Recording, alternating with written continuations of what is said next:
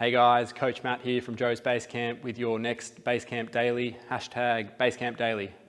What I want to talk to you guys today about is a bit of a redirection of focus with your training. If you're an event-based athlete, it is more than likely that your event has been unfortunately postponed or cancelled. And that is a very disappointing thing. Obviously, in the scheme of things, we want to keep a bit of perspective with it, but that doesn't take away from the disappointment that we're probably experiencing if we did have a big block of training leading up to our event. So I guess today is about just discussing a couple ways that we can redirect our training to reclaim our focus and make sure that we're still moving around and not just feeling sorry for ourselves. So what we want to do, I guess, in terms of redirecting our training is look at what we can and can't do at the moment with our training. Now, if it is with our event or the sport that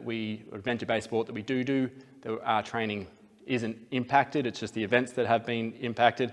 then I guess our first point to work through is that it just might be a case of just picking another event. Unfortunately, it can be a bit tricky with an indefinite time frame, but if we're looking at something potentially in 2021, if we're very, very hopeful there, then it's just about re-evaluating your training cycle and planning accordingly to build up from there. Knowing that, I guess, if we've just run off a big training block, that we're in a better state of fitness to start that new training block and really get hopefully PBs in that next event or conquer that next mountain or whatever it may be. Point 2 may apply for people in the point 1 categories as well. If it is that we are re-evaluating our training cycle, then it may be that we go through a training cycle or a more general phase of training. And that's where point 2 can apply, but we'll talk about it from the perspective of point 2. So if you are an event that has been affected, not just in terms of event being cancelled, but also your training is impacted because you're unable to access the equipment that you need for that training, or you're unable to access the environment that you need to, or you just don't have the same number of people around you, then it may be time to try and lower that training volume to a more of a maintenance volume for the moment.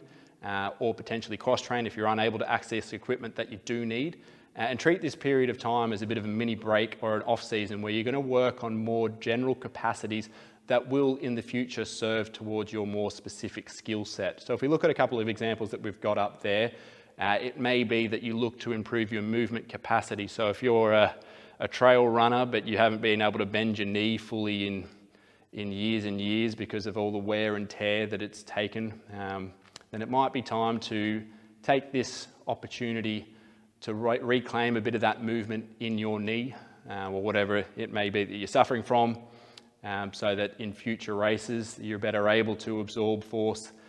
through your trail race. If it is that there's a structural balance issue, if you're a paddler and your shoulders are beat up from doing all this internal rotation work through your paddling, then it may be an opportunity just to take a step back and try and balance things out in that shoulder and through the rest of your body so that we're in a more effective position to work from, but also just a position where we're less likely to get any aches and pains, at least initially in the onset of our training. It might be, again, if we return to that force absorption work, if we're looking more at the trail runners, that we can go through a period if your knees do bend, but it's just that if you're going through a technical trail race and you freeze at the side of a big jump rather than being able to sort of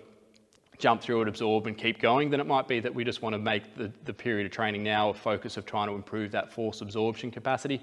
It may be that if you have historically done events that are short and sharp, but you're unable to fatigue between them, you do fatigue quite heavily between them and aren't able to recover, that the period of time now is to work on that aerobic capacity. And there are plenty of people out and about in the sun and enjoying that sunshine at the moment, and it might be that becomes the focus for your training initially before we get into more specific training in the future. Another way we can, I guess, look to improve ourselves over this period of time, whether we're event-based or Gen Pop, is it's a good time for many of us working from home where we've got,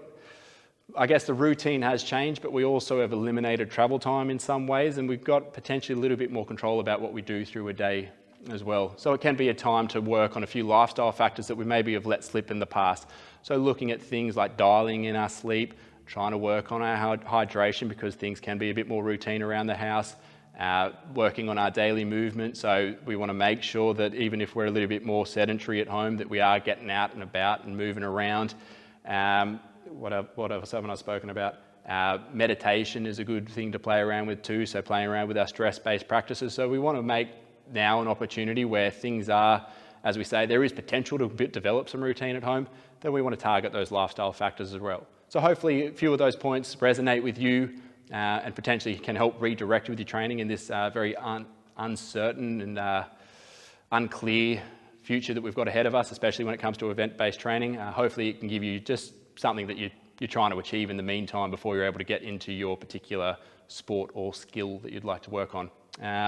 Guys, if this message resonates with you, or if you've got any questions, either comment below or share or tell someone that you think it might apply to. Until next time, guys, have a good day.